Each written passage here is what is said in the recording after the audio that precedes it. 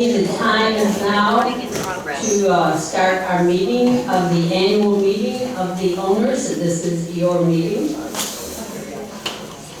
So we'll have the, do we have to call the roll? We don't have to do any of that? Just announce how many we have. Yeah. How many do we have? Maggie? Maggie? 301. 301, and we needed how many, John? 280. 280, so we have the magic number for our quorum. Make this good. Thank you very much, Maggie. Appreciate it. And because we do not have any elections for board, we don't have to have any of that counting. They've all been taken care of.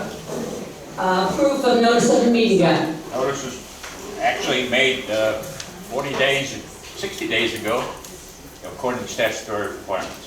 Great. Okay, and you all received minutes of the meeting from 1 year ago, and I hope you had an opportunity to read it over. So at this point, I would like to have a motion to accept the minutes from the March 8th annual meeting 2021. Okay, we have a correction here. I'm not sure how the minutes are in the office, John, but the pages that were received in the board package, on the second page, on the page 3, we list all of the directors for 21-22. There's a big gap in the middle where the palm tree directors and the lakeside directors are missing on the page. Oh, thank you. So we need to write in there palm tree, George Fisher, and Monica Heigl, and lakeside Claire Dewhurst and Danny Alpern to correct the minutes. Thank you.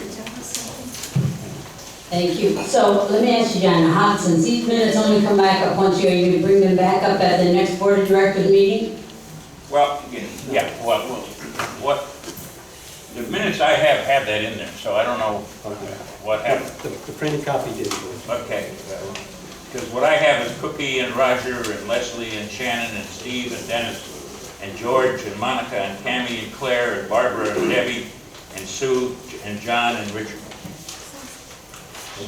So I don't know what you got. I don't know. Yeah. Does anybody else have it correct me? I don't have it correct minutes. All right.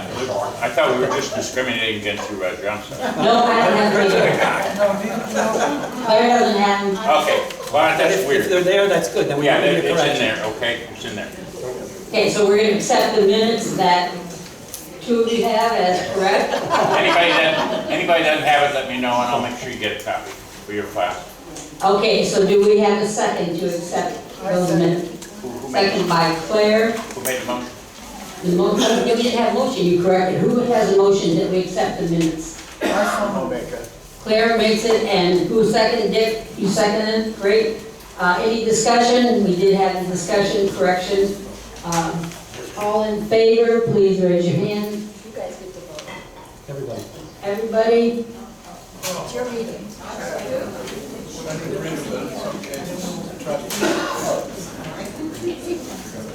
So I'm going to do this all opposed. Is there anybody opposed to this? That's probably a little easier. I think we're okay. We're going to accept the minutes as John has them. Thank you very much. Okay, we have a kind of a presentation today because I don't want to inconvenience the people who are coming in for this presentation. I kind of talked, this is on our solar presentation. So Shannon, is this a point that you would like to have the presentation of the installation of solar panels for the owner's information?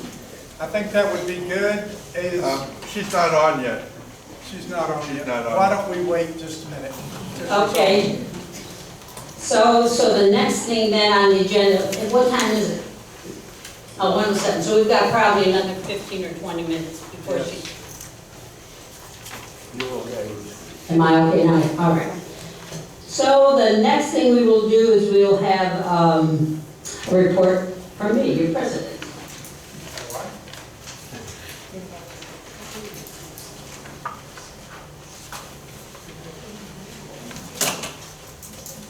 Okay. 2021 has continued to be a challenge based on the threat from our common enemy, the COVID virus. In March of 2020, the state went into a lockdown, and 21 months later, January 2022, the Wildewood Springs Board of Directors decided to hold our first combined public plus Zoom meeting. To have a gathering of board members and residents in the same room, face to face, was wonderful.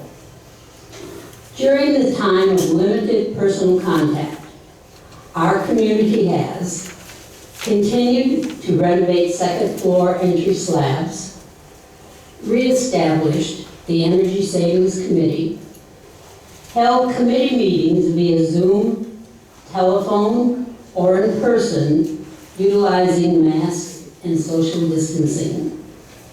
Additionally, committees were encouraged to meet on a regular basis and post the minutes to all meetings. Issues voted on by board members can now be found on the Wildewood Springs website. Additional carport construction was tabled due to product scarcity. Electric ground straps continues to be a concern. Clusters I, J, the office, and the office road asphalt and drainage projects were completed. We had 2 security issues, a loitering issue and a homeless camp.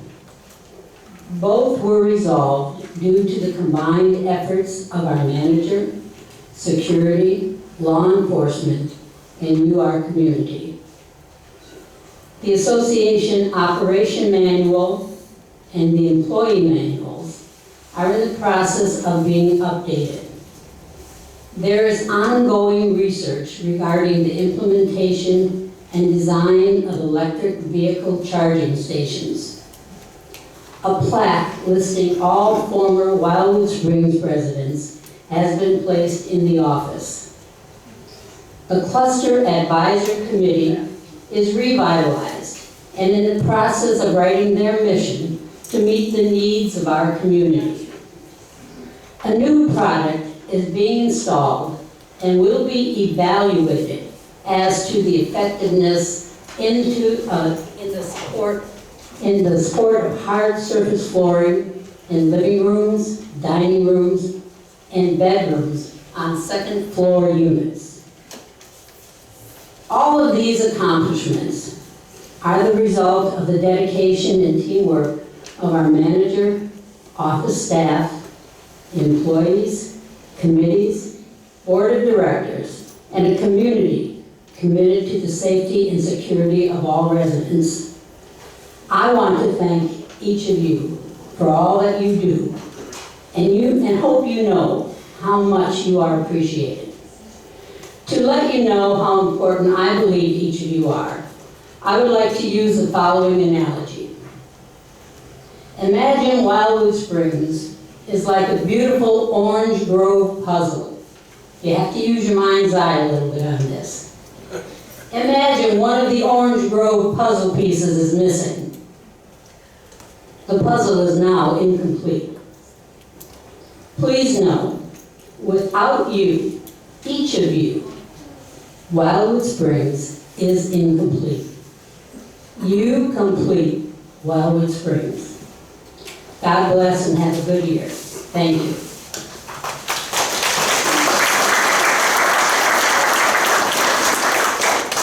Okay, next we have reports of our officers. So we'll go right through here. Thank you, Sue. I just want to say to everybody that's here and the board, thank you for the opportunity to be vice president this past year. It's given me an opportunity to learn more about how a condominium association is supposed to work, and also it's given me an opportunity to learn a lot more about Robert's Rules of Orders. So thank you for the opportunity. Thank you. Here I am again. You thought I was gone, but no. When Leslie Jacobs moved from Sherwood to Springdale, she had to give up her position as a representative of Springdale. So I was appointed, And because Tammy no longer wanted to be secretary, I got that one too. So, thank you, welcome back, and I'm so glad that we can do this in person. It makes it so much nicer. Have a wonderful day. Where's John? Oh, here? She's there. Okay. Hold the button. Stay with that. Till it goes green. No? Is it green? Now we're on. Okay. Well, I'm John West.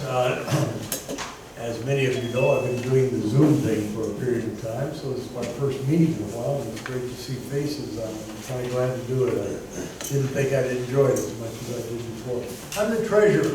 Now, what I do basically is kind of an audit of what John does. John is the man that uses the dollars and cents. We give him the direction and the amount of money to be spent on those types of items. And so I thought today, what could I talk about that I wanted to know as our owner?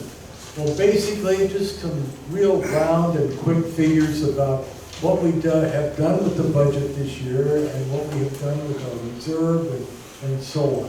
Our budget generally is around $2.2 million, and this year actually we had more income than we had last year as opposed to our budget. The bottom line was because of the Christmas bonuses that you brought into each one of our employees, etc., we had more money come in than we had budgeted coming in. But the bottom line is this. We have a lot of ups and downs this year in regards to our budget based on a multitude of things. Some unforeseen, some we knew that were coming along, we're sure we were. We were about $23,000 over in the administration area, specifically because of insurance. And we'll be talking more about the insurance issue here as the meeting continues on. That is going to be one of our headaches this year also. We also have the electric repairs, which Sue talked about. We're having some electrical issues in regards to ground wiring, and we had to spend $42,000 on this, of which we had not planned to spend. The other item was that we're still being, it's still being shown on our budget, $5,200 from added time for security during the 2021 pandemic situation in our security people. We had $4,200 added this year for pools and spa leakage, and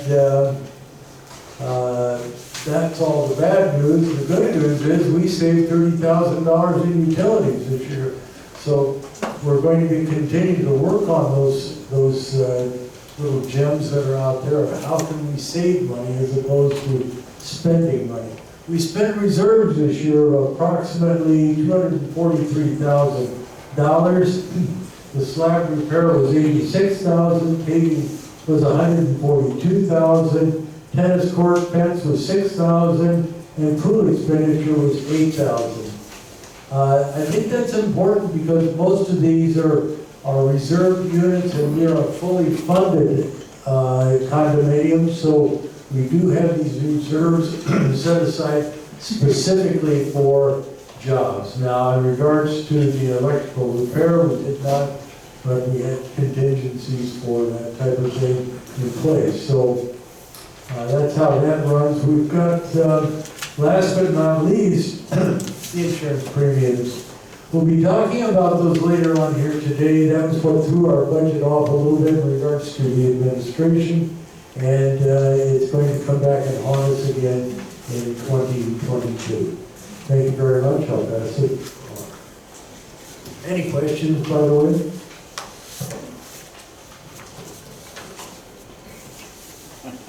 John? Yes. Julia's online now. Okay, got it. Okay, Jen, you want to introduce her, please? I do. At a past meeting, there were questions raised about solar. You have to use the microphone.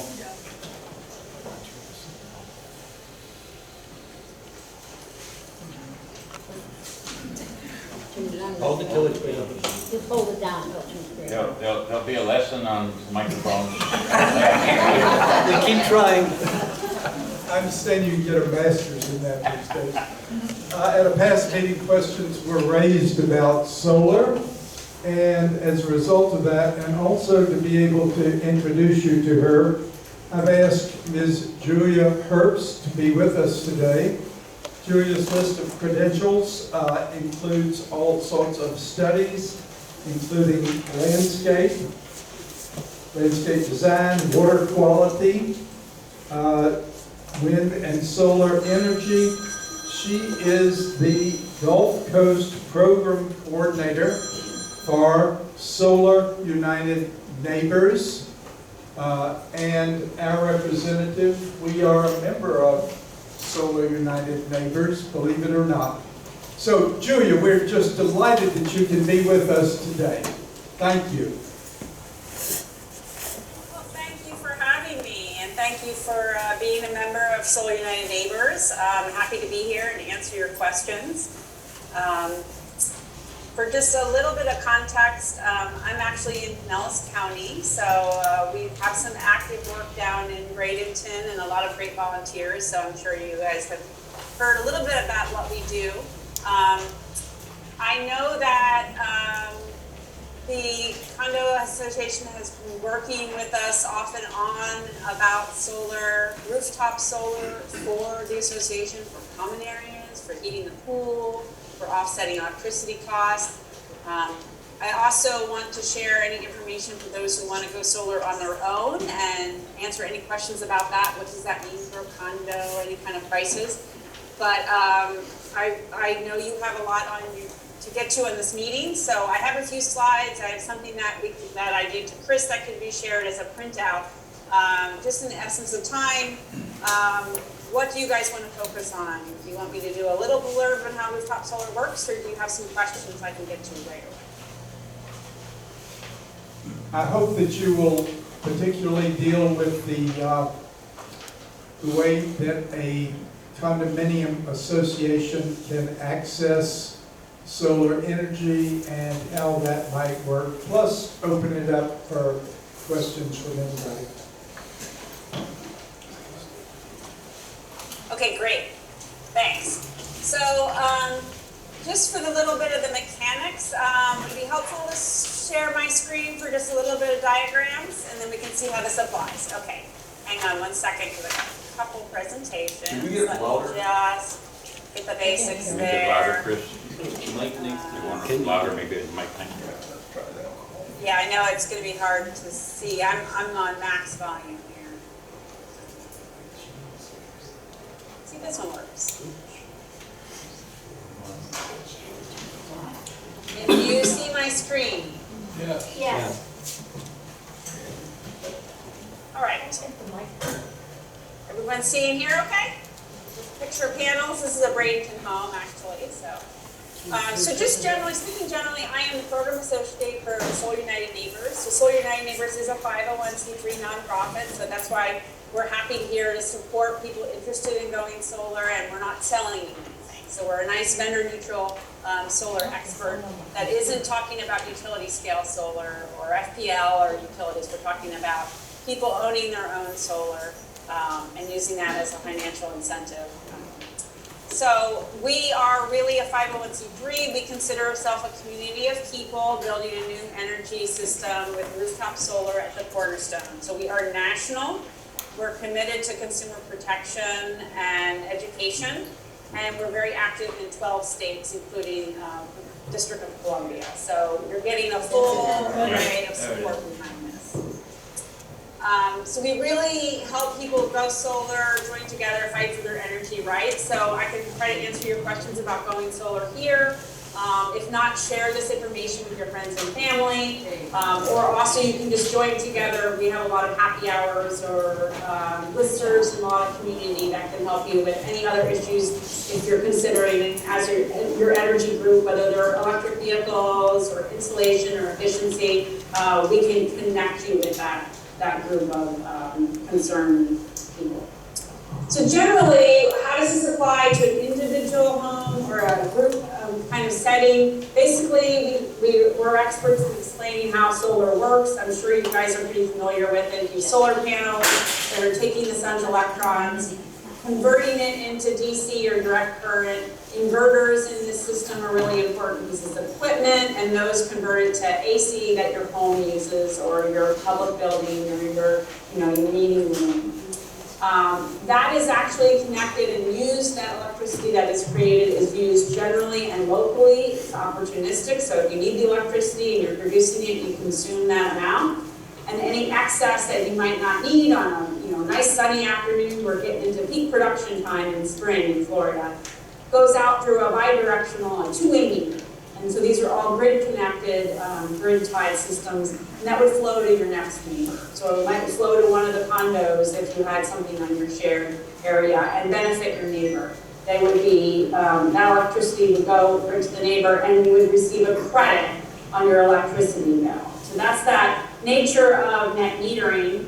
And then they're all still grid tied, so when it's nighttime or your panels aren't producing enough, you're importing from the grid. And this is a seamless billing function between your equipment and the grid. That's at a financial benefit.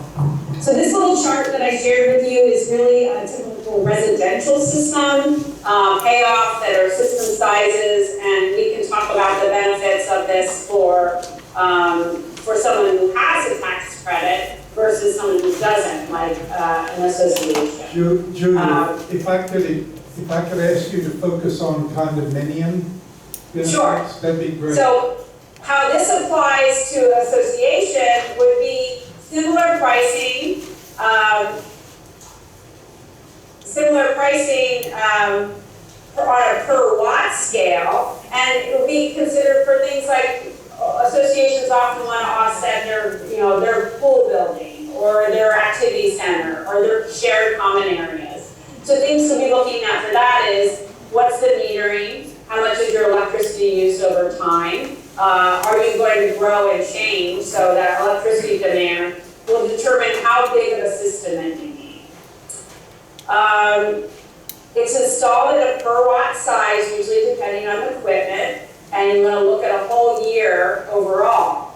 Now currently there is an income tax credit, so homeowner associations have a much longer return on their investment, but they can still see a financial benefit over time. It's just that payoff time is a bit longer. So we're seeing on a typical, someone who has a tax investment, a return on investment of usually 7 to 10 or 11 years, depending on their usage, and that can be much longer depending on how much electricity they're using and how much they're being offset without that. These solar systems do last 25 to 30 years, so you have to look at the long run of the payoff over time in that scenario. Some other things you might want to consider if it is in the budget is your common areas to be used in an emergency? Would you like this to be functioning source of electricity for your community in a grid outage? And that will require backup batteries for storage. Those types of things are actually much more expensive. The price is coming down. So batteries don't save you money like the way the solar array would be, by offsetting your bill. But that sometimes is a concern for folks who want to become a resource for their community after, say, a hurricane or a storm coming up.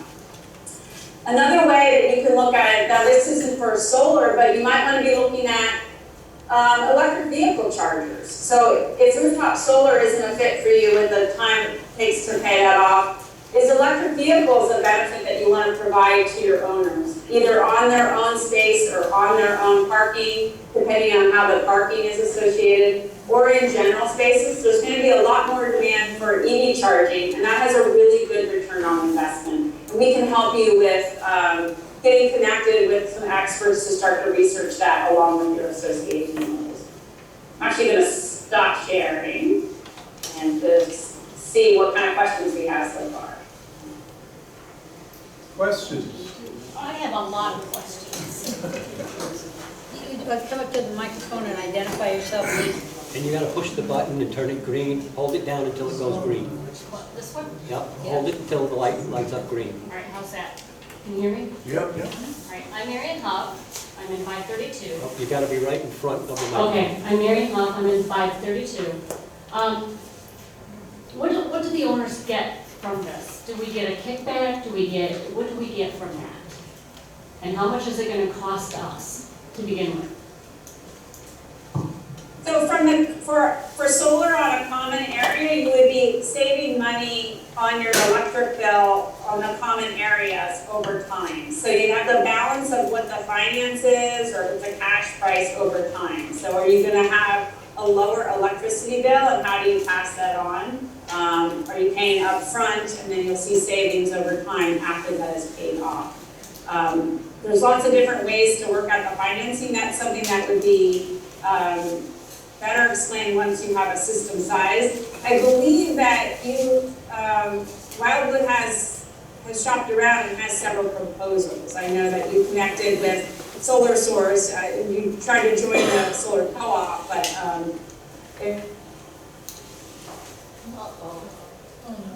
She froze. Rose? I have some more questions, though. Did Might you be just more lean on the- forward than. Yes. Did you lean on it? I understand this is just for, understand that this is just for, the office, correct? I'm seeing nodded heads and Currently, then, if I may, currently the project that's scaled and proposed is for the office and maintenance portion.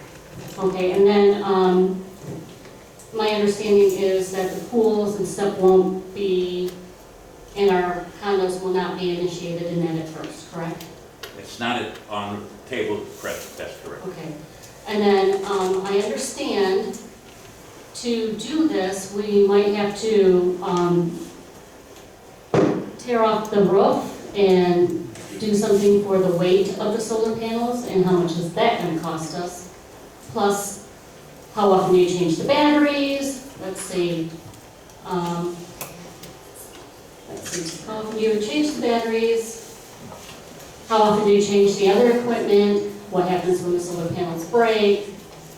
We have solar up in Michigan, so I'm well aware of what solar can and can't do. And I'm well aware of the costs that it can bring up front. And my initial, but I guess, what I wanna know is what it's gonna cost us up front, and when are we ever gonna see anything back? Because it's gonna be a long time from what I'm understanding. Yes. I think you have very valid questions that everybody has interest in, and having some experience with it, you coming from with experience. However, right now, I think what you're asking is a little premature before the body, because we're still learning about it. There has been no proposal to put anything into the budget as of yet. As a matter of fact, the solar committee has been working to get the most feasible way to try to introduce this, but there's been no action toward funding or anything of that nature, as I understand it. So your questions are valid, they should be answered finally before it comes before anybody for a vote. Okay, yeah, I just want everybody to be aware of all of the aspects, because there's a lot to consider. There's a lot to consider. Good point. exactly. It is an investment, and it's a long-term investment, and it involves, it's not just a roof, it's not just a static thing, because it's an operating system over time. Your questions are really, really important. So looking at your roof structure, when are you going to replace your roof, what's the condition of the roof, is absolutely a really important question to consider. So because these last 25 to 30 years, you want a roof that has some life on it, or if you're thinking of replacing your roof, it would be an excellent time to consider solar at that same time, so that the life of the solar and the life of the roof are closely matched. If you really want to pursue getting some proposals and seeing what this would cost us up front, how can we finance this, what does this mean without tax credit, what's our return, what are our savings? You also want to consider what, if we want to go forward, if this is a really financial win, and we need to remove it to make repairs on the roof, what is the cost of that to remove the system and replace it? That's something that you want your installer to do, so that all the warranties aren't voided, and that's what you need to ask. batteries? Excuse me, we have a question from the A-Bears. You need to unmute yourself. Yes. I just have two basic questions. I'm wondering what your feedback is from Florida Light and Power.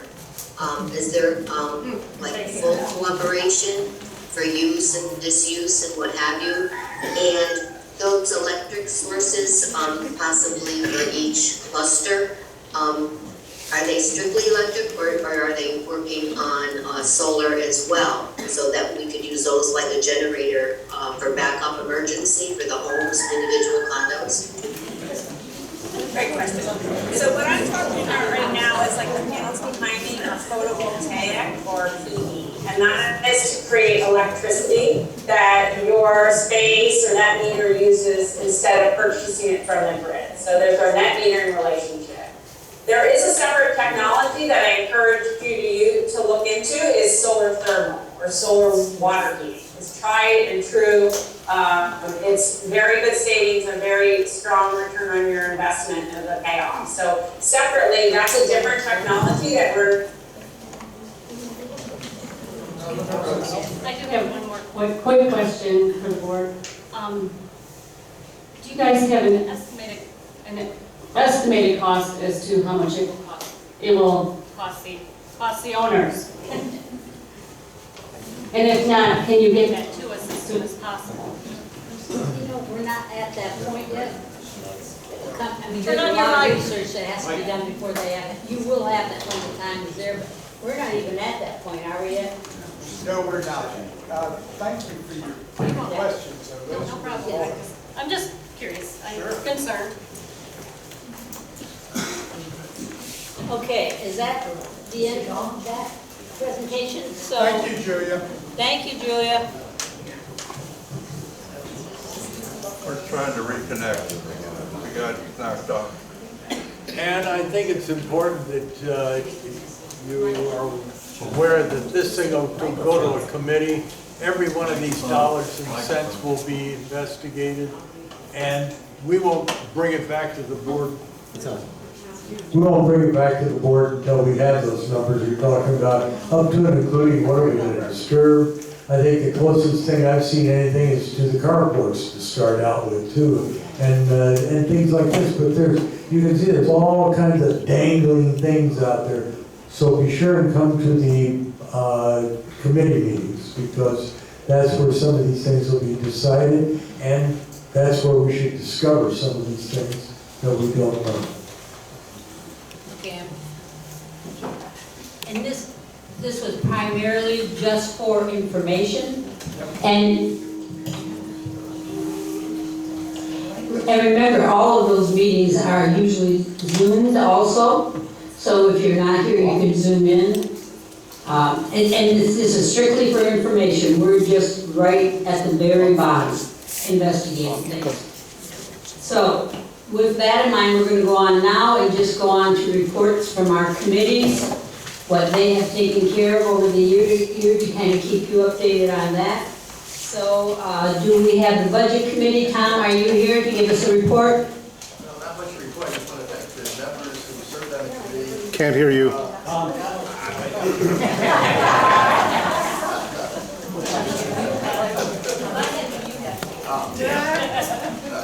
Well, anyway, you know. It's not turned on. Hello? Right in front of it. Okay, well, yeah. All right, so we basically, as you noticed, the fees were way up, as you probably noticed, and it was because of the cost go up, like John mentioned. There's a lot of issues occurring. So, and we're going to talk more about the insurance later, right, John? Yeah, okay. So that's going to be the bigger issue, is the insurance. And I just want to thank the committee members that stand up, like Roger, and then Sue was on there, and then I think who else is on the board there. I guess no one else. What? What committee? The budget committee. Budget. So, anyway, but. Okay. I would like to thank them, and we'll be meeting again soon, I guess, right? So. Thanks, Tom. Thank you. Okay. Thank you. And the next one, let's see, Steve, Building Committee. Just an update of what took place this past year. Thanks. You hear me? Okay. Thanks, Sue. Sue and John touched on a couple of my things, so that helps me. During 2021, we did resume the in-person meetings as well as Zoom and phone. We did a lot of research on the additional carports, but as Sue said, we could not get prices on roof trusses because the manufacturer just didn't have them. They weren't making them. But, so we tabled that until later this year, until maybe we can get a price on that and get back on track.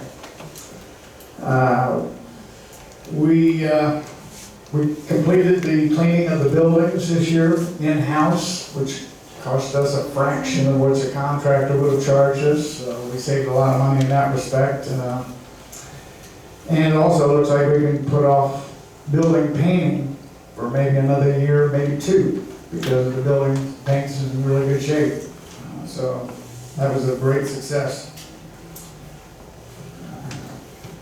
We finished, I think, 37 second floor walkways, cost of about $5,000 per. We had some slipping issues with a couple. We used some gritty paint on that to take care of that issue, so we don't have that problem. The vinyl decking that we were using, we were going to stop using and just use this gritty paint. And that could be a substantial savings. So John and I discussed maybe $1,500 to $2,000 savings per unit. So that's a good thing. And we're interviewing another contractor because our contractor hasn't been able to do any this year because he's on another job and has trouble getting help, as everybody does. So John and I are interviewing Thursday or Friday? Thursday morning. Thursday morning this week for another contractor. So hopefully we'll get back started on those. The budget was, we were over this year. We were $10,000 under in 2000, but this year because of the electrical straps.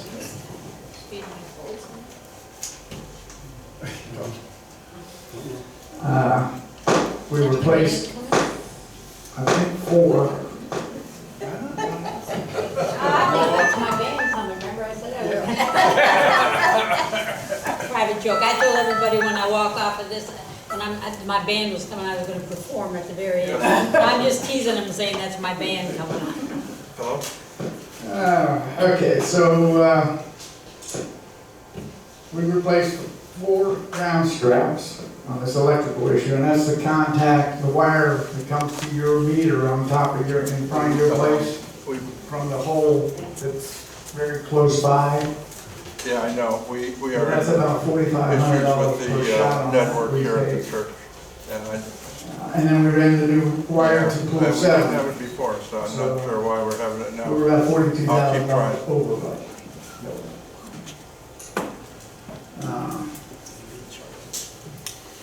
Yeah, that came out of my pocket. I'm taking care of it for you.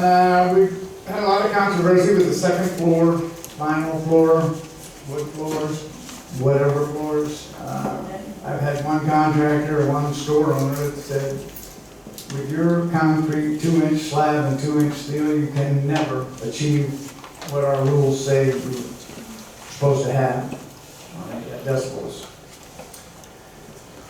But we decided to put down one as a trial. It has 2 sound barriers in it. That should happen fairly soon, and we'll invite committee members, board members, residents to come listen to it. Our biggest concern is the people downstairs, because you're going to have to be the one to listen to it.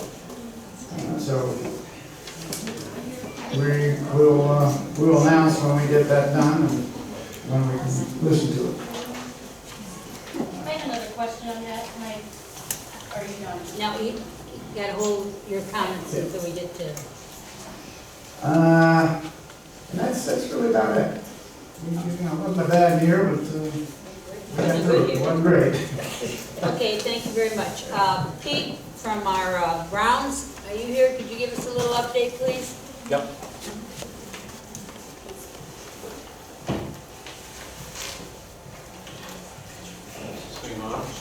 Is it, Yep. is it Just green? press it till it's green. Hold it till it turns green.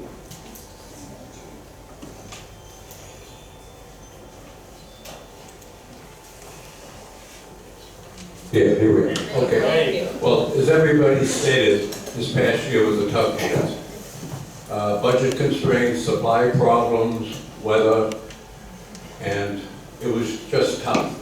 Getting supplies, trying to get the right amount of mulch for the same price.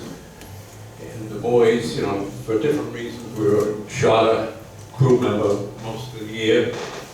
But thanks to John, thanks to my committee, we never really lost a step. We still got the best looking place in Florida. It's going to stay that way.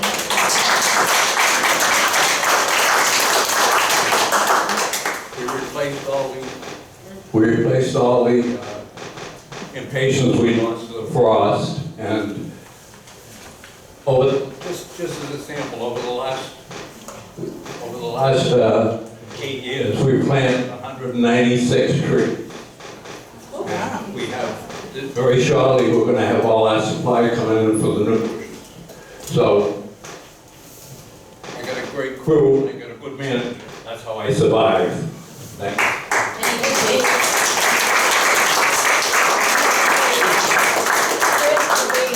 Accolades on everything the IT committee has done this year? Sure. Thank you.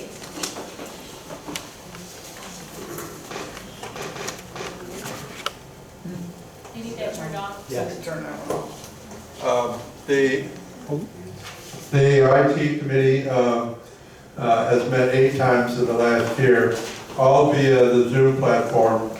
And the committee has maintained the Wildewood Springs website, providing board minutes, financial reports, managers' reports, and various committee reports throughout the past year.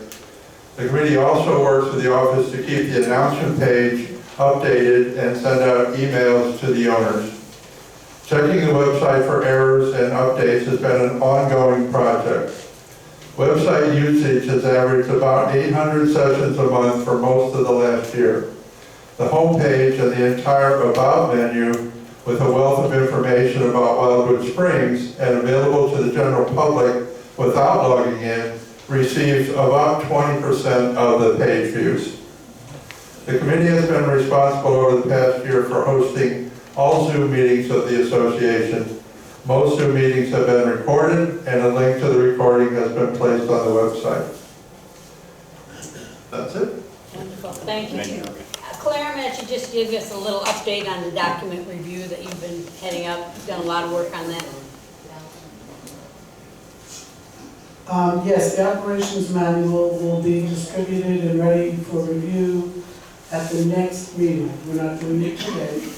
But we hope that it's up to date and easily understood.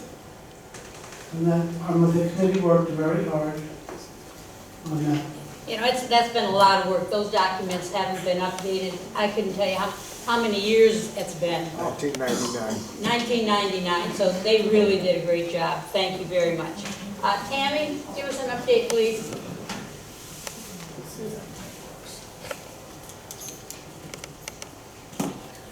Just hold it.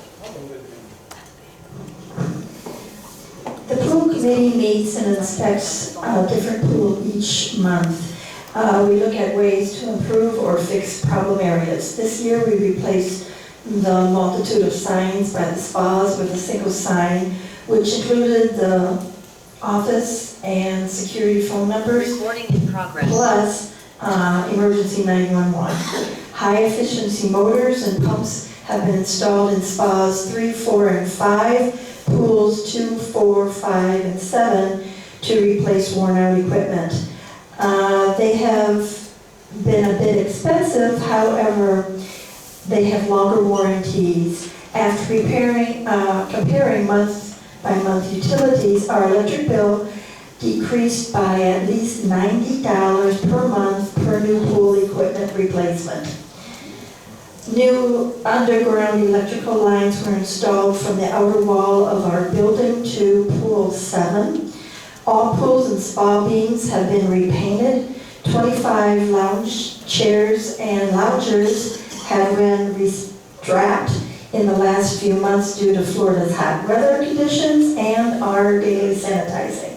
All furniture has been power washed and cleaned at least 2 times since our last yearly report, and will be done again after the trees have completed their bloom cycle. The pool committee works hand in hand with our security team last summer to catch the sexual misconduct person. For our safety, security continues to monitor and remove individuals at our pools who do not have pool badges, identifying them as residents and their guests. Our pools have once again passed the state of Florida.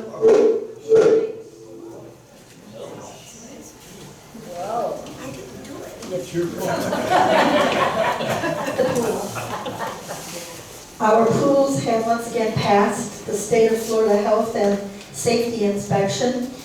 We continue to monitor and upgrade our pools per the state statutes. Lastly, I would like to thank our pool. Lastly, I would like to thank our pool service staff for their fine job in keeping our pools Looking great. Okay,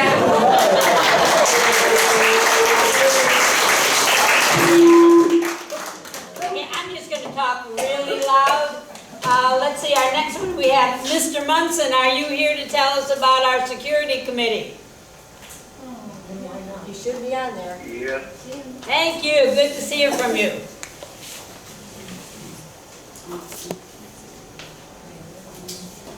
Where is he? He's there. He's there.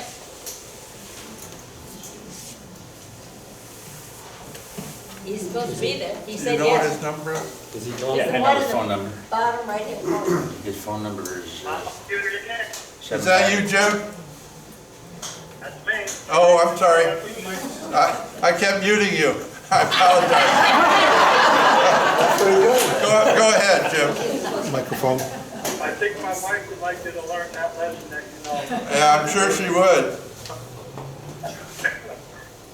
First of all, I want to thank the security team committee itself, John Dewhurst, Larry Thrasher, Pat Flanagan, Sammy Alvey.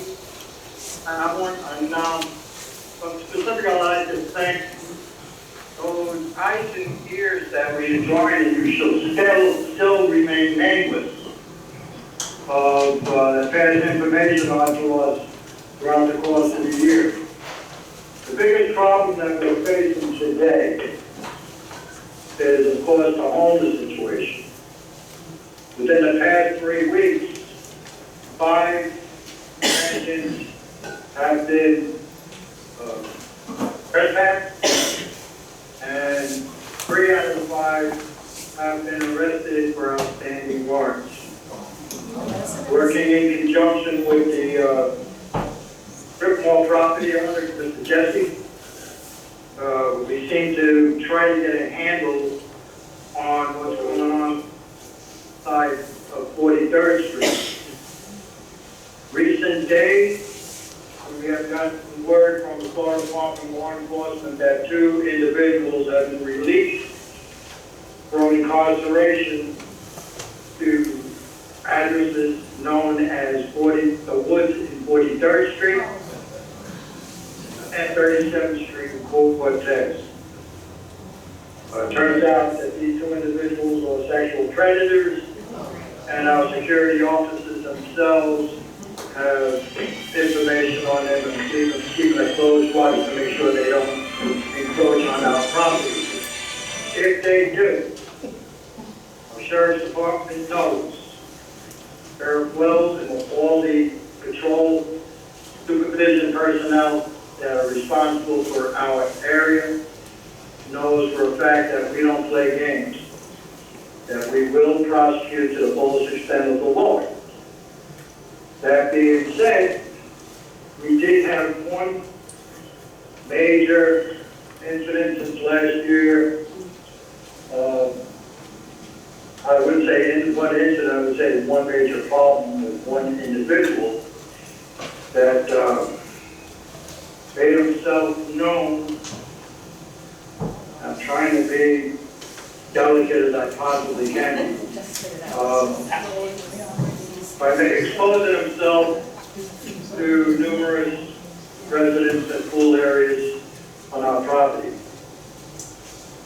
The good news is still a guest of Sheriff Wells out there at Fort Manatee, who's unable to make bail. And his first court appearance was February 24th for a pretrial.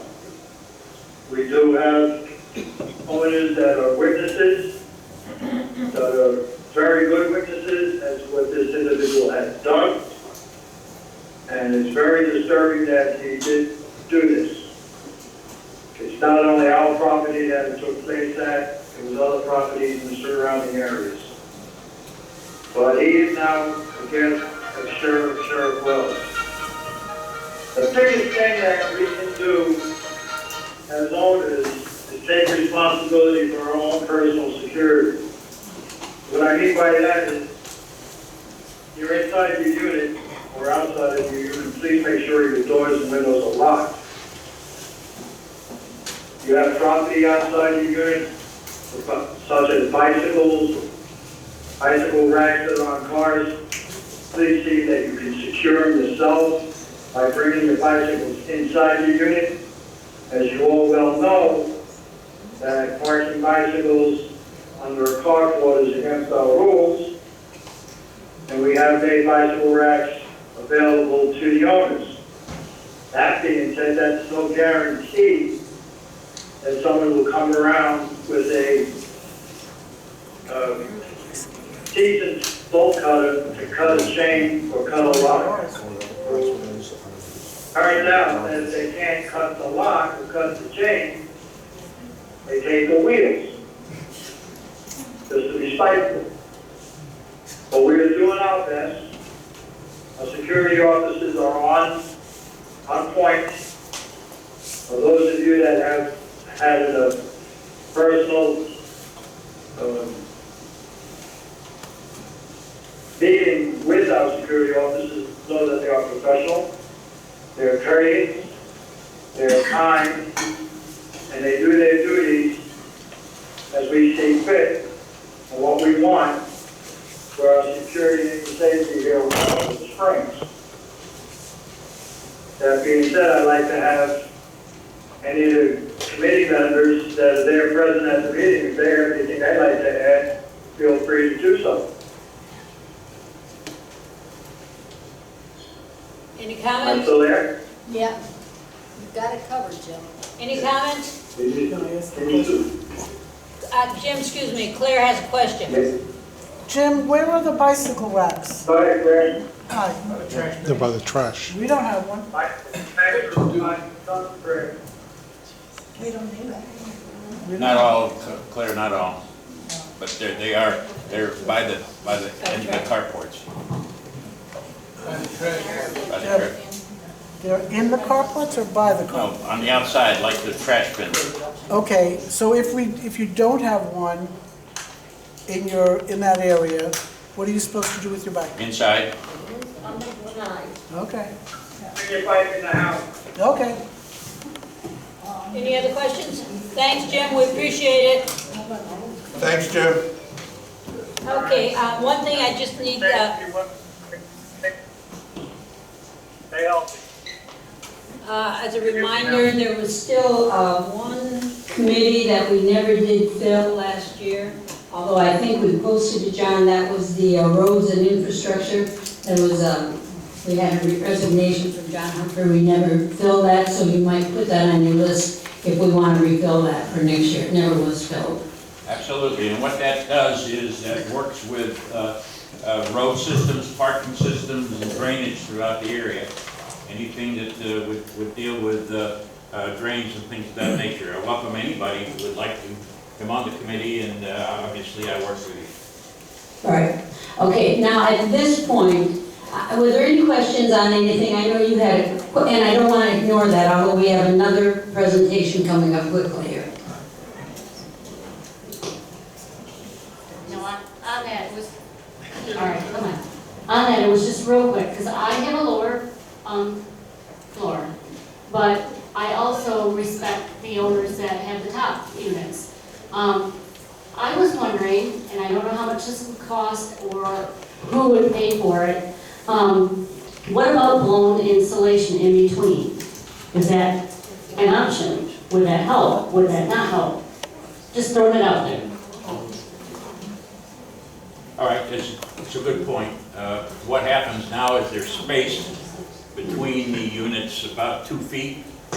Many of that is open, and they count that as a barrier and helps sound, but something in there could help. And of course, insulation would work for both unit owners as far as draft and things like that. So it should be looked at, I agree. Yeah, because my thought is, well, I don't want to hear the noise, but I don't think it's fair that they can't have the floor they want either. Good point. I'm just trying to like do a neutral ground. Good, thank you. You're welcome. Shannon, I forgot, I need an update from you, just something on the solar, I'm sorry.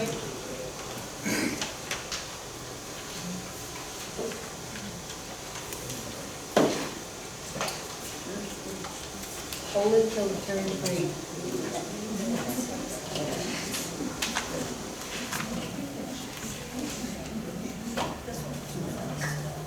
Thank you all for listening to the informational report. The Energy Savings Committee did meet fairly intensively. We talked to 3 consultants. We looked at the paneling of the office maintenance building. We looked at electric chargers. John managed to get us pumps that are energy savings and that account in part for the surplus in the budget. So we have been busy, and basically the cost of units or the cost of solar has kept us from making any specific proposal at this point. Thank you. Thank you very much. All other committees have reported, correct? Great. Okay, is there any unfinished business? I don't think so. We just have it on the agenda, but we don't have anything to go over, right, John? No. Okay, so we've done the solar panels. So we're going to go into now the discussion of the insurance package. And I'm going to turn that over to John. Did you have a handout? I didn't even look. Was there a handout there at the... No? Okay, I'm going to turn it over to the manager, and after that you can ask questions. And let me just say something. This is really information just to give you some background. It's a bill we can't change, by the way. That's what it is. But it's to give you some questions. We will, the budget committee, I'm presuming, will start meeting either June or July. The only thing we're really going to be discussing is how we're going to pay it, either an assessment or increasing association fees or whatever. But to kind of let you know why this has happened with our insurance, why it's gone up, it's non-negotiable. I mean, you know, we have to pay it. But we certainly would like you to know why. We have plenty of time, a month or two, that you can still get more information as to why this has happened. But it's something we can't change, but we certainly would like to help you to understand it. So I'm going to turn this over to John. Thank you, thank you. Is it coming through? Yes? Okay. Before I start that, a couple things. Number one, for the social committee, we want to remind everybody April 9th is the spring fling. As those of you who've been there before know, it's a good time. And that's Saturday, April 9th at 3:30. And that'll be by the green area by the tennis courts. Please come, bring some goodies to share with everybody. Correct, Pam? Yes. Okay. One other thing too, before I start. It's been a true pleasure, Sue, working with you this year. And I certainly appreciate what you've done to help the association. Thank you very much. Thank you.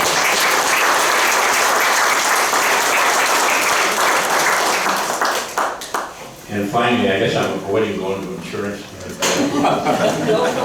Finally, I'd like to say I don't know what it's going to be like going to a board meeting without Debbie Dow being there. Debbie's been on the board ever since I've come here, and the only one that's been on every meeting that I've been to. And due to term limits, she's retiring for a while. So thank you, Debbie. It's been a pleasure working with you.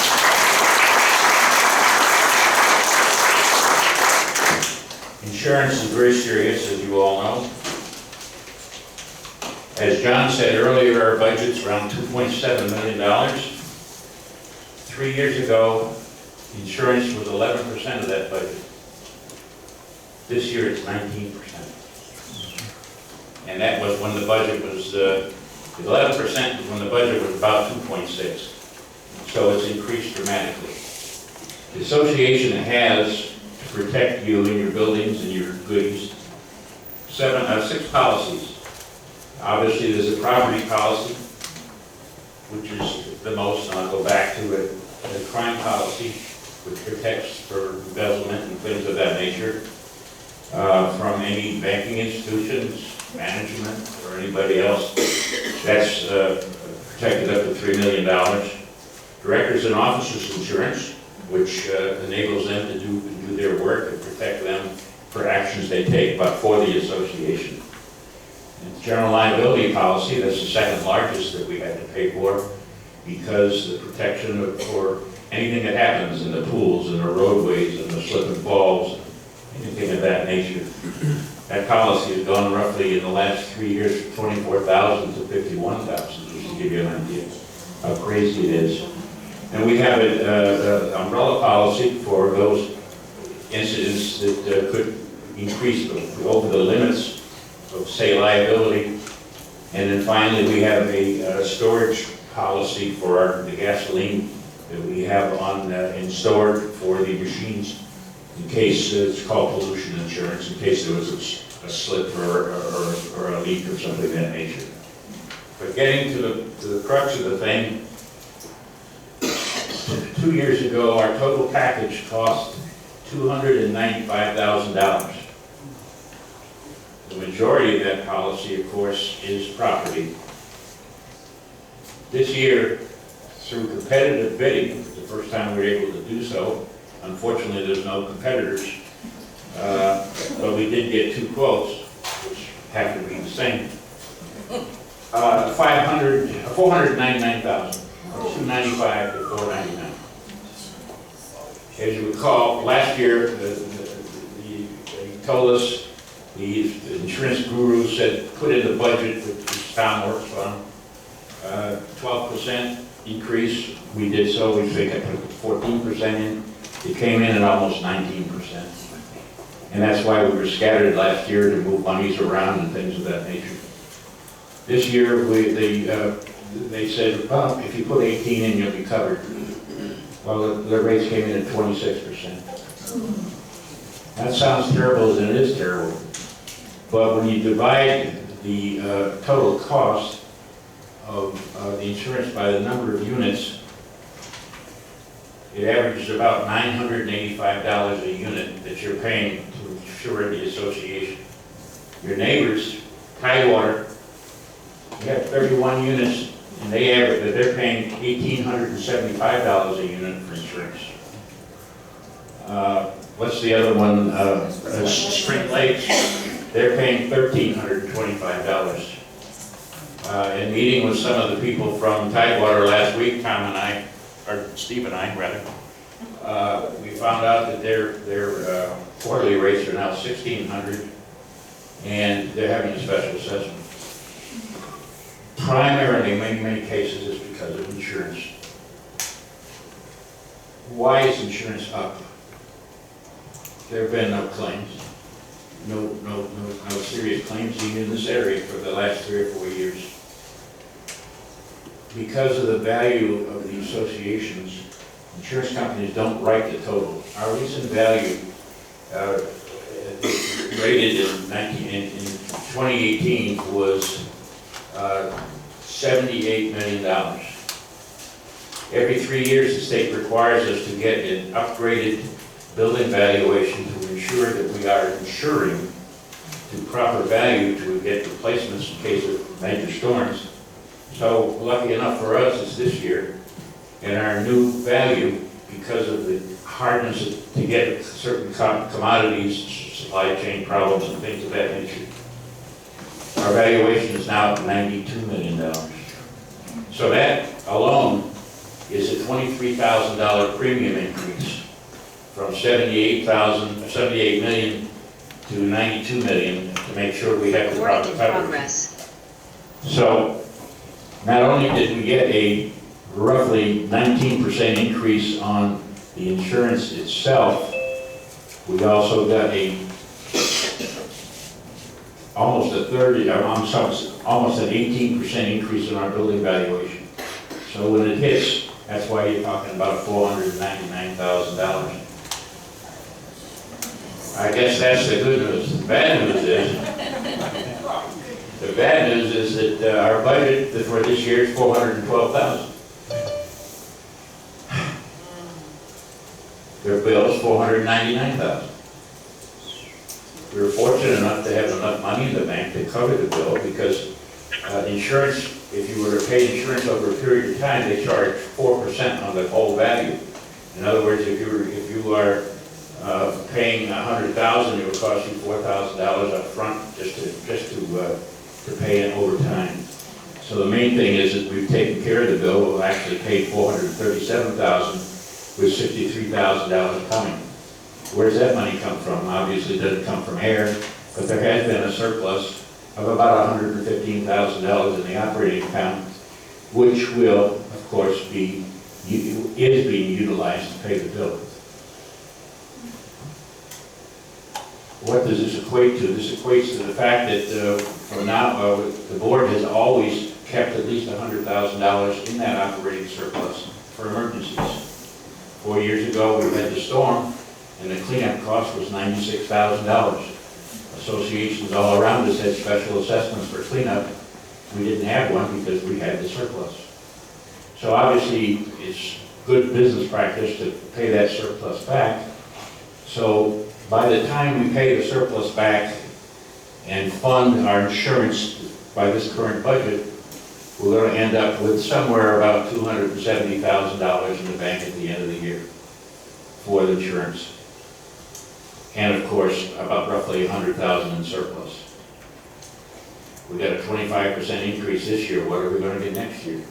Well, holy cow, hopefully nothing, but you've got to project something. So if you put 12% in, that means that we have a shortfall of a couple $100,000 when we come to pay the bill. As Sue said, it's something that has to be done. We have no choice. We have good buildings, good value.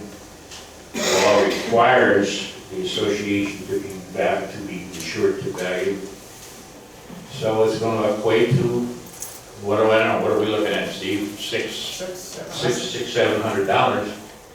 How to fund it, that's going to be up to the board and to the budget committee. Hopefully we can fund it in the most easily manner so it won't negatively impact everybody with one fell swoop. Any questions? Deb? What is that $600 or $700? Is that? That's what we're going to need to have the money to pay the bill next March. Per unit. Per unit. And that will be the decision through the budget committee and input from the owners, whether you want a special assessment, or whether you want to increase, your assessment, whatever. I mean, it's a decision you all should be involved in, or at least give your input, how you want to do it. I'm sure that the committees will be having open sessions. Yeah. Real quickly, before we go on, not to elongate this, but does anybody have any questions about personal insurance? Sometimes I get questions like, why do I need it, or what are some of the provisions I should have? Does anybody have anything about the insurance that you buy yourself for your protection? You should have a policy, state of Florida, called H06. Recording in progress. If anybody tries to sell you something else, they're gilding the lily. H06 is what's designed for condominium owners for their personal goods. The electric company every now and then sends me letters that say that the wiring on the outside of the condo you are not covered for.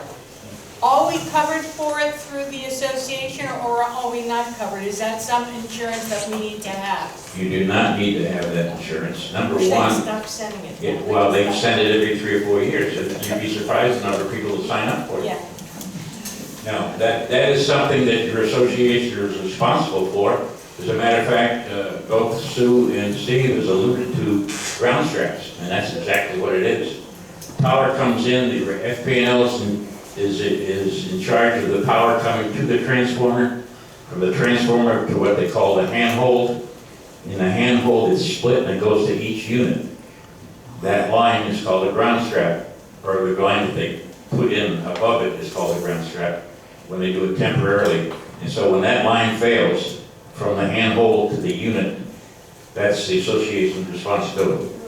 And I mean, you can be insurance poor, you can buy extra, what have you, but don't forget, if you don't have an insurable interest, i.e. responsibility, you can have all the insurance in the world, but you're not going to pay off because they'll tell you, you know, in a private home, that's a different story, but in condominium, don't use that there. Finally, last thing, anybody understand what a loss assessment is? What happens is that, like our hurricane insurance is 5% deductible. Well, 5% deductible times $92 million is what, 450,000 or something of that nature, if I'm doing it right. If we had a total loss, everybody probably would be assessed 558th of 450,000. HO6s have what they call a loss assessment that you can buy. You might even have some coverage of it. It's supposed to be fairly reasonable if you want to increase it, but if you are assessed for a loss, in other words, for the deductible, if something comes in, buildings get demolished, they'll pay that. You don't have to pay the assessment. My company managed Perico Bay Club out here, west of here for years, and we had one small association that had two 12-unit buildings. They lost the roof on a small twister, and the bill just happened to come to $24,000.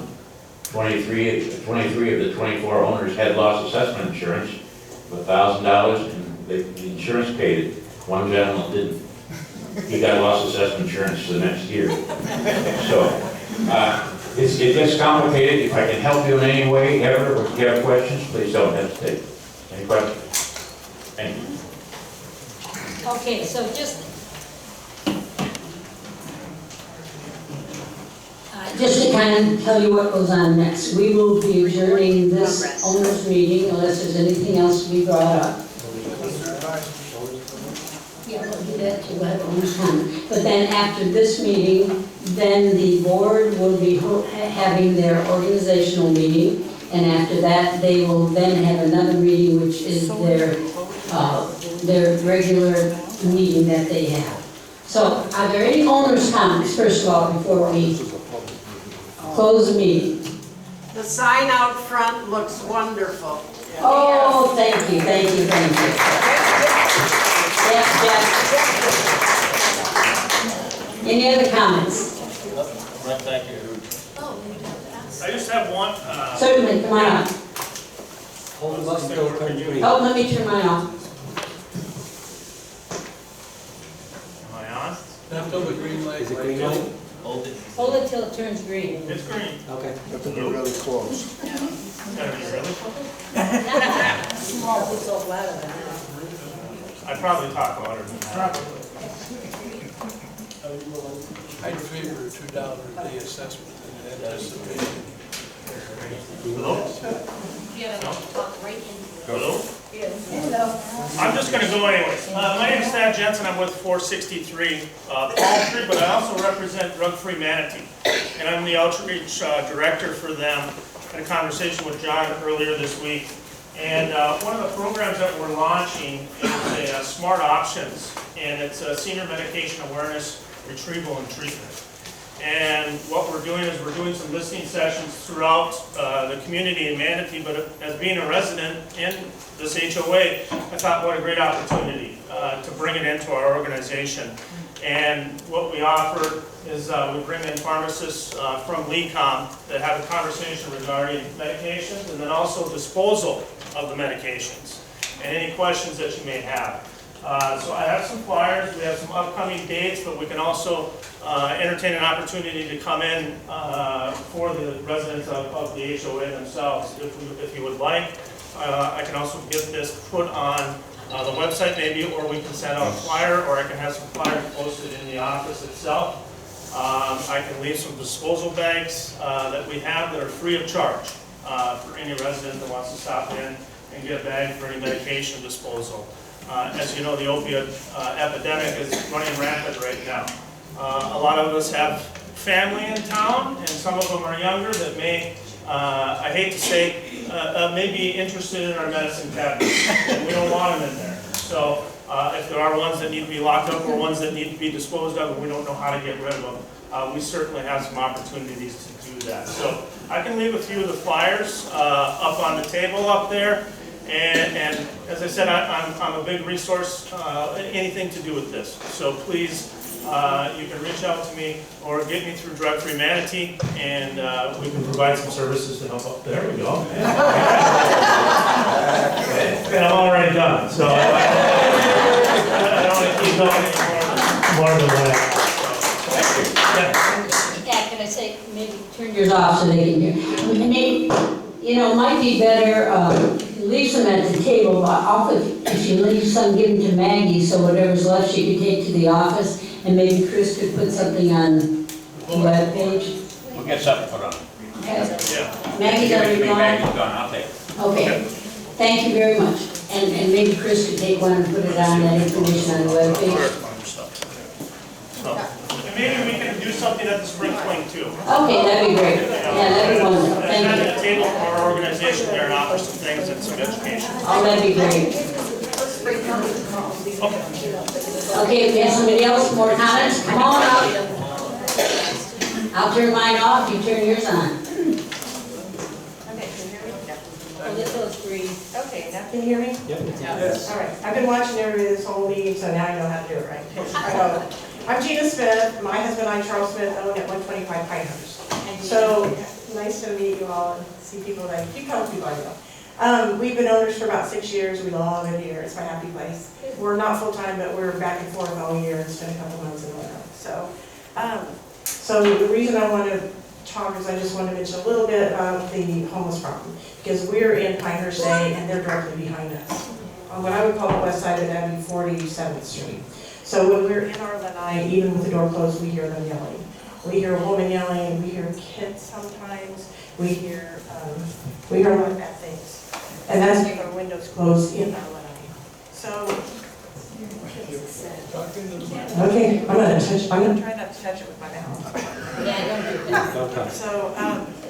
So first of all, I do want to thank John, and I want to thank the security committee, because I know you're working on it, and I did hear the complimentary, the compliments about what had gone on this year, but I just want to make sure that you still know there is definitely still a big problem.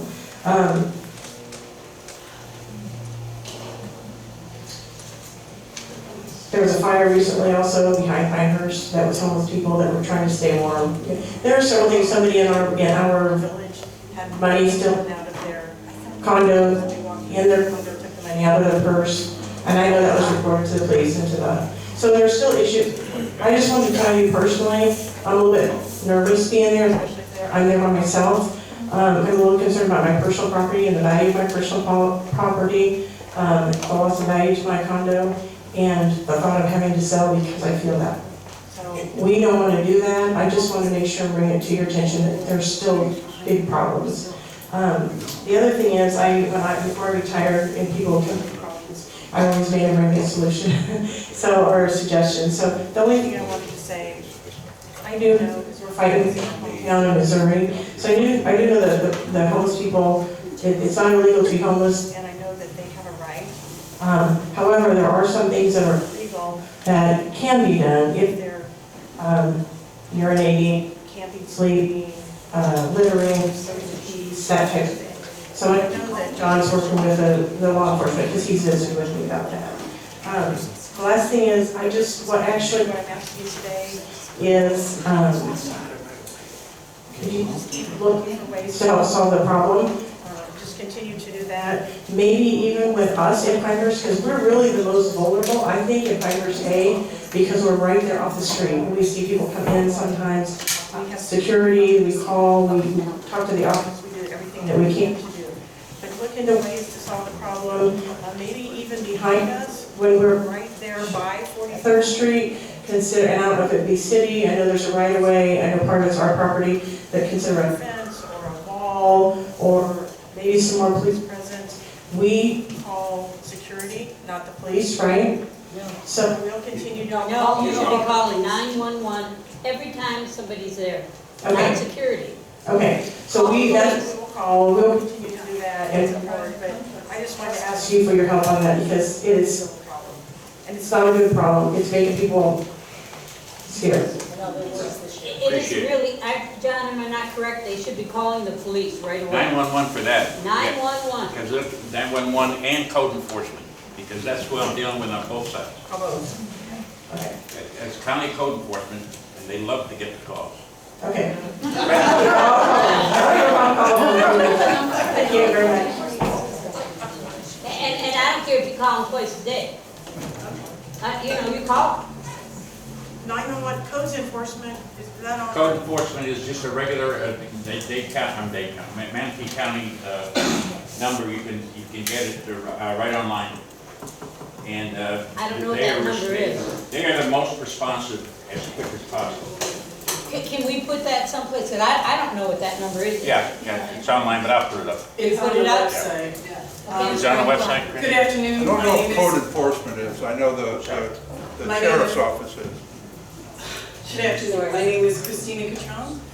I live at 123 Pinehurst Village. In the corner unit behind me are the woods that the homeless have populated. I have a wall of palms that was put up after the Hurricane Irma took down a banyan tree. So they have a complete wall of privacy to defecate and urinate. There have been sexual favors performed back there. My husband and I have called 911 twice in the past week. The police have come, but have been unable to do anything to solve the problem. There was ranting and raving from 7:40 in the morning until about 11:40 at night, so I believe they're living there all day. We have smelled smoke outside on colder days, which indicates to me that they're lighting fires. I have heard a small toddler back there. I saw a gray tent with a woman talking to the toddler, so the toddler wasn't unattended. But it's just, I don't feel safe in my unit anymore. And my grandfather was an original owner, so I don't know how this problem can be solved other than either a wall or a non-scalable fence. So Christina, can I ask you, you Sure. call 911 and they don't? Twice. And they don't? Officer Santiago came this past Sunday when we heard the ranting at 7:40 in the morning. She said she was unable to do anything. She said I needed to keep calling code enforcement. Now, I've only seen the Sarasota security 4x4 traveling very few occasions, only on the streets and during the day. These problems persist through the evening. I know that there are cameras that were put up. I have cameras on every corner of my unit facing outside, but that does absolutely nothing. And the smells that I'm smelling back there when I'm attending to the outside of my unit is disgraceful. So I don't know how to protect myself. My husband has, suggested something, but I'm just not willing to do that. But to keep going with, I just don't feel safe. I hope there's something that you can do. John, can I make a suggestion? I think that this really has to be addressed, and if that's got to be a meeting with the security, with Jim, to find out why 911 is not addressing this, and what we do to take the code enforcement or what. There's you can't have this. Well, of course, it truly is ongoing. It truly is ongoing. I go up that corner at least twice a week. Steve has gone with me. Peter has gone with me. They get cleared out. Code enforcement comes, cleans it out. 2 weeks, 10 days later, they're back. I mean, we are really limited in what we can do. I mean, as an association, let's be very Recording frank in about progress. it. If the police can't do anything about it, I don't know what we can do other than possibly a wall, but that area is fenced with an 8-foot fence? No. Yes, it is. No. Yes, it is. On 43rd Street in the corner, I can walk through. On 43rd, down. From behind my unit. I know it well. There's about 100 yards of fence. Some of it may be. Not behind my unit. I don't Okay, see it. I don't want to. I know. There is limited chain link fencing, I agree. Yeah. It goes from behind that row of stores Yeah. that's on Cortez Yeah. and comes around the corner a little, but it does not go to where my unit is. Okay, well, we'll look at that, okay? Because I was under the impression it was. We'll look at it. But the chain link really doesn't. No, I understand it, but there is a chain link that runs the whole length of the northern part of the property, and But not, okay. no debate, okay? Thank I don't you, mean to do thank you that. for your time. Yeah, no, but she's right, but I talk to code enforcement at least 3 times a week. Maggie calls them almost every day. If there's a child there, That's child child protection services. That's atypical, okay, but that doesn't, There is one. But if there is one, then child protection services needs. well, that could help too. The But, I child's mean, not there all the time. But It's to be there at sporadic. all. I know. Somebody should have gotten rid of that. but we really do work on it regularly. And our security goes in there every night, at least once. Every night. Are these the same people that sit over by the pond behind Applebee's? Well, they sit over at Applebee's, yeah. Well, they run them off over there. All the time. Yeah. Something's got to be done. Who owns that property? That is, Recording in well, progress. most of it where they camp is FPL easement. Can they do, well, hey, if it's an easement, And the county easement also, okay, expand 43rd. okay. But it's rare that they're on our property itself from any camp leavings. We call it moving vehicles. Yeah, well, we put bayonet plants all along along our trail there, and that's helped a lot. But they're not coming in on our property that much, but there's contiguous, as close as Chris and I are. But that's not our property. Are they maintaining a nuisance? Constant. I mean, is FDL maintaining a nuisance? Okay, any other comments? Yes, sir, did you have a comment? Come on. But everybody's correct, it's a real issue, no question about it. Terrible issue. Yes, sir. Please identify yourself. It is on. Well done. My name is Charles Allard, 126 Pinehurst Drive. 126 Pinehurst Drive. A little closer, just don't touch your face. You gotta get a little closer. Closer? How about this? There you go. All right. John, I only have one question in reference to what you were saying. Is it possible to contact FPL, see if you can have them issue a no trespass order for these people, so when the police come in, if they're there, Good idea. especially if it's properly signed, they can arrest them right on the spot. Yeah, the second, it's a good point, I would try to do that. We have registered most of them. So that's why when Jim was talking about 3 people that hauled away, they were second timers. All right. So when they come out the first time, they take their name, everybody gets like the dog gets 1 bite, not 2. Yep. Second time here, they haul them away. But they're there in 15, 2-3 days later, same. Is that true even though the area is signed? Usually if there's a sign, that is the first warning. Yeah, and we have signs all along the exterior of our property. But a good point, all for FPL, he's saying if we can get Not for FPL. FPL's property. not for FPL, no, but on our property, we have signs. But if we can get FPL to put it on, that's a possibility. Yep. Good suggestion, Charles. Thank you. Could you shut that off, please? But just hold it down till the green light goes off. Mr. Flood is back there. Yes, sir. The reason they're there, I run there all the time, so I see them there all the time. But the reason they're there is it's great cover for them. Yeah. If we can get rid of the cover, maybe they won't want to be there. Those palms. And it's great cover, all these trees and bushes, they, go up underneath all those areas. if you get rid of that, I don't know if you can or not. I suggested that to code enforcement, because we could go down 43rd the whole way and cut it out. But there's such a great buffer for those owners that live along that strip, those trees. I think there would be disequal. Now, the good news is, most of the summertime, they're not here. They go up north, whatever. And this is the high time, they'll probably be gone after Easter. Most of them hang in that area because, don't forget, there's 2 banks up there. And I've been told that most of those people get their Social Security handouts from those banks. So that's why they hang in this area. Any other comments? I thought there was somebody over there, but maybe they... Put up the same signs that they have, that says snake. Snakes, alligators, tigers. I don't think so.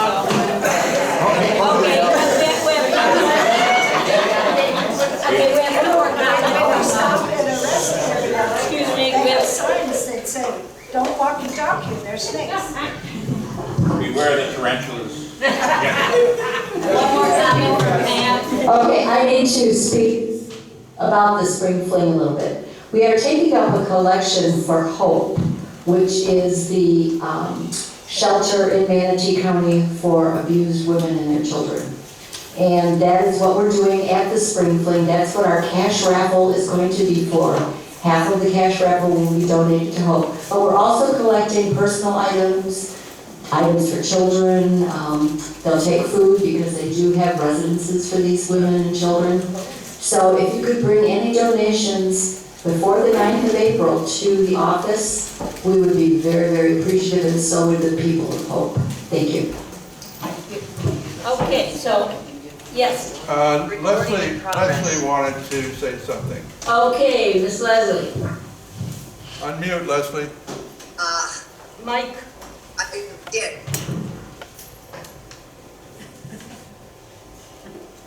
Go. Leslie. Yeah. Go ahead, Leslie. I'm trying, and can you hear me? Yes. You just muted again. Okay. Mary, can you hear me? Yes. Can you hear me again? You're killing me. Killing me. Sue? Yes. We hear you. We I don't know if this, okay, I don't know if this is a problem with the churches, audio, visual, but this meeting has been almost impossible for the Zoom people, and in fact, there are only 3 of us left. And the audio has been absolutely impossible. It stops, we don't hear anything, we're cut off. This is not a good meeting way to do things. And you've lost any owner who tried to do Zoom today has left the room system. And it's no way to have a meeting. And people, now my name is Leslie Jacobson, I live at 313 Springdale. And everyone who speaks should identify themselves so that people know who they are. So it's been a very difficult day for the Zoomers, and it's just a shame. And either the Wi-Fi at the church has to be improved for us, or we need to do something different. This is unacceptable sunshine law compliance. Thank you. Thank you. I can explain. We've been having major issues with the Wi-Fi system here. It's dropped our Zoom meetings probably about 7 or 8 times already. And we didn't have that issue at either the January or the February meetings. So I'm not sure what has changed, but my connection just keeps saying it's unstable, it drops, and these people are frustrated, understandably. Well, I'm sorry, that's a shame to have that happen, but I don't know if we have any control, but we'll have to just keep trying to do a better job at it, that's all. We may be able to talk to the church. Okay, thanks, Chris. Okay, any comments, anything we need to discuss at this point? Okay, so with that in mind, do I have a motion? Yes? You may want to introduce the 2 new board members. I'm going to. Oh, okay. When we close this meeting, I'm going to ask the 2 new board members to come up. That would be Tiffany Conklin and Deborah Harder. They will be coming up and taking their place with the board of directors. Okay, so do I have a motion to close this meeting? I so move. Do I have a second? Okay, you can watch it, Monica. Yes. Is there any discussion? All in favor? Okay, so move, we close the meeting and have a wonderful organizational meeting and your next board meeting. Have a good day.